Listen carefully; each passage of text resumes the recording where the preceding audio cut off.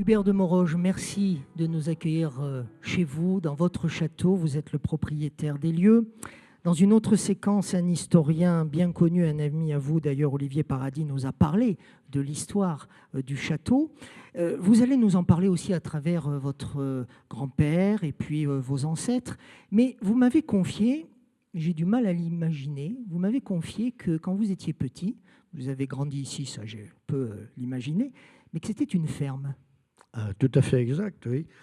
À l'époque, bon, je suis né en 1950 et à l'époque, dans une propriété comme celle-là, elle vivait complètement en autarcie. Là où aujourd'hui, il y a l'exposition de Marie-Paul Benoît-Basset, ben, il y avait des vaches, il y avait le stockage de betteraves, les menus, c'était les déchets qu'on récupérait sur les batteuses, et il y avait le coupe-racine, on préparait tout ça, et effectivement, et il y avait toute une basse-cour, il y avait des canards, il y avait tout. Il faut savoir que ça surprend beaucoup de gens, qu'un château, ça fonctionnait comme une ferme, complètement en autarcie.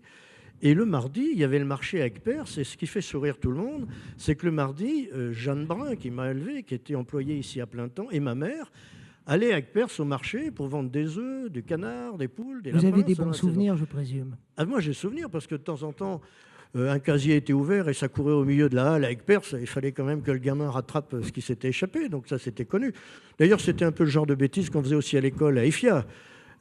Souvent, comme à l'école, ben, on était censé s'occuper un petit peu du jardin et puis de ce qu'il y avait, des lapins et tout. Ben, très souvent, volontairement, un clapier, on ne le fermait pas pour être sûr qu'un lapin sorte. Et puis, il y en a qui guettaient au carreau, qui disaient « Maîtresse, maîtresse, il y a un lapin qui s'est sauvé ». Comme ça faisait une récré de plus. Ça vous occupait un moment. Voilà. Ça.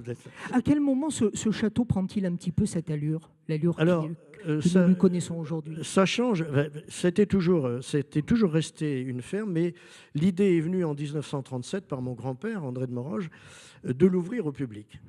En 37. En 1937. Et pourquoi il l'a ouvert en 1937 alors que c'était une ferme, hein. La cour intérieure était une ferme. Le parc n'était pas entretenu comme aujourd'hui, loin s'en faut. On va féliciter votre épouse pour l'entretien du parc. On félicite votre aujourd'hui, épouse. c'est Véronique, effectivement, qui est la responsable des pelouses et des buis. C'est une grande spécialiste, c'est nickel. D'ailleurs, vous pouvez l'applaudir parce que... On applaudit Véronique. Les fleurs extérieures, tout ça, c'est son boulot. Voilà. Donc votre grand-père, en 37, décide... En 37, il décide d'ouvrir le public. château. Et oui, voyant les congés payés, les gens allaient se déplacer. C'était pas facile d'entretenir une maison aussi importante. Et il s'est dit que des gens allaient circuler en France et qu'il y a quand même une histoire, Olivier Paradis vous l'a expliqué, extraordinaire dans ce château. Et il s'est dit, j'ai une coïncidence de pouvoir récupérer un peu d'argent pour mettre des ardoises sur mon toit et d'expliquer un peu ce qui s'est passé dans ce château, parce que c'est une histoire extraordinaire. Il est dans quel état en 1937, ce château?